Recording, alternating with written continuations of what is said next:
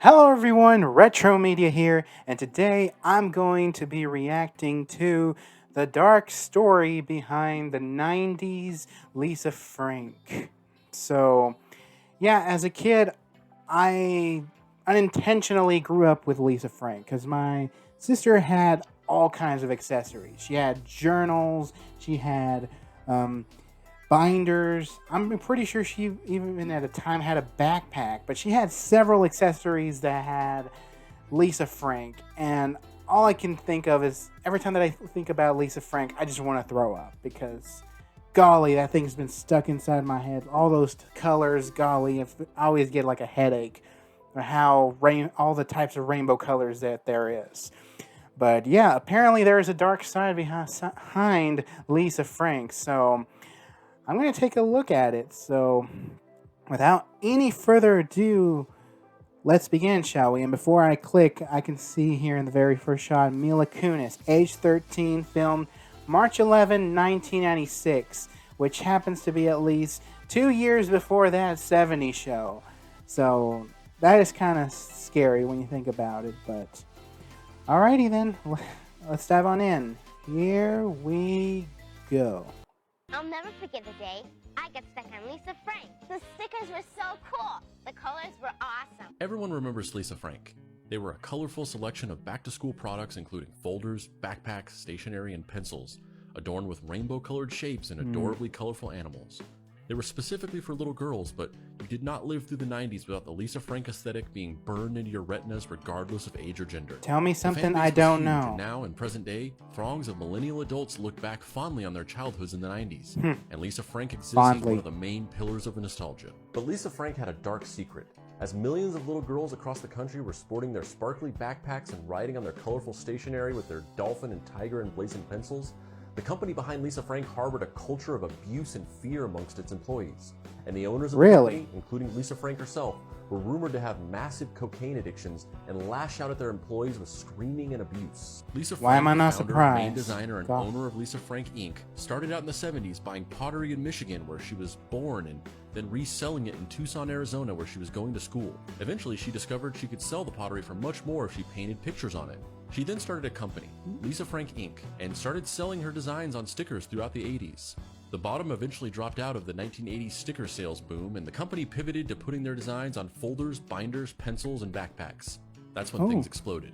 Throughout the 90s, Lisa Frank became one of the most popular consumer brands for young girls in history. Frank opened up a huge warehouse in Tucson, several boutique shops throughout the country, and had a website that would get 1 million visits per month, which was a lot in the early 90s days of the internet. During this time, Frank also hired a designer named James Green. The two began a relationship and were eventually married.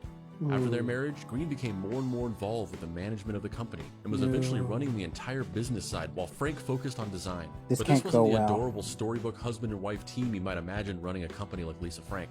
Years later, in 2013, multiple former Lisa Frank employees came forward in a Jezebel expose article called Inside the Rainbow Gulag, with eyewitness accounts of exactly what was going on behind the scenes at the company in the 90s while everyone was ravenously buying up their products. Reports of constant screaming matches between Frank and Green, chairs being thrown, employees constantly yelled at for tiny mistakes, and rampant cocaine use by the couple. There were even rumors floating around the office that Lisa Frank was dealing with extreme mental health issues and an eating disorder that was taking a major toll on her health. Eventually, Lisa Frank decided to disappear from the spotlight entirely. She stopped wanting to appear on camera or be interviewed. She got pregnant and had 2 children with Green. Because of this, she decided to take a step back from the company to become a stay-at-home mom, and James Green completely took control of the company. Things only got worse from there. That's not a good idea. Under this new management of just Green by himself, employees said that the company became a toxic cesspool of abuse and harassment. Here are just some of the things former employees claim went on at the Lisa Frank Inc. office during this 10-year period where Green had sole control of day-to-day operations. Green came up with nicknames for all the employees because he didn't want to remember their names. One woman who he thought was unattractive, he went on to call that guy. He was known for throwing chairs, screaming at people, and breaking things. No women were allowed to wear high heels because he didn't want them to be taller than him. He installed secret recording devices and recorded phone calls of employees, looking for reasons to be upset with them. He fired an employee for talking to their father on the phone. He physically locked employees in the warehouse because the day before, one of them had left 10 minutes early. He literally chained them inside of the warehouse. One employee was sent with an unmarked bag every week to a gas station where they would exchange that package for another unmarked package. They were picking up his cocaine. This same employee was also constantly sent to purchase Viagra and porn for Green. Wow. Eventually, after 10 years of Green running the company from 1995 to 2005, yes, this was all going on during the height of the company's popularity, Frank discovered that Green was cheating on her with his office assistant. She decided she had enough of Green, filed for divorce, and got him removed from the company. Thank you. Things have calmed down considerably for Lisa Frank since then. They've since closed their warehouse and stopped manufacturing their products. Instead, they now just license out their designs to other companies for manufacturing. Frank lives a life of seclusion, working with her small team on designs and managing relationships with manufacturers and distribution vendors. James Green married his former assistant, converted from Judaism to Christianity, and now runs a tiny religious-themed t-shirt company called Christian Man. It just goes to show you that nothing in the world can be that colorful, bubbly, and idealistic without something more dark and sinister going on behind the scenes. Oh my god.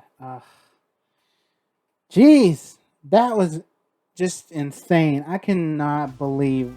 I'm pretty sure like most of this video my jaw would just drop because how crazy this whole story is. Golly, this is not just a dark story. This is a whole huge roller coaster dumpster fire, man. A huge roller coaster dumpster fire. I kid you not.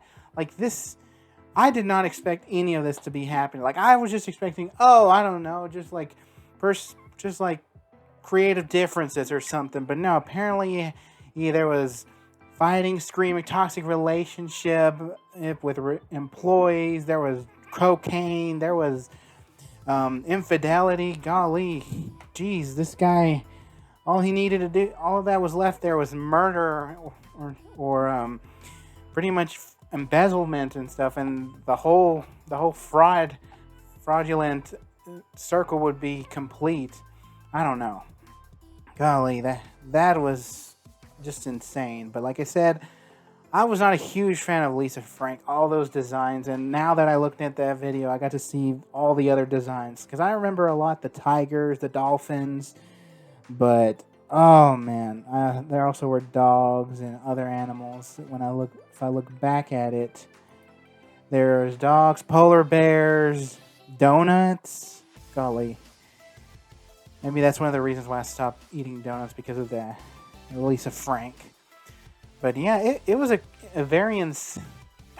Golly, around that time, my sister was a huge, like in the late 90s, early 2000s, when it was starting to, like, where the product was actually growing. Oh god, there was, I could see it everywhere. I did not like Lisa Frank at all.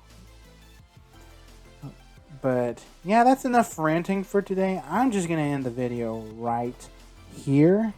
So if you haven't already, make sure you give this video a like and hit that subscribe button so you can tune in next time and see what comes next. Thanks for watching, and hopefully I will see you in the next video.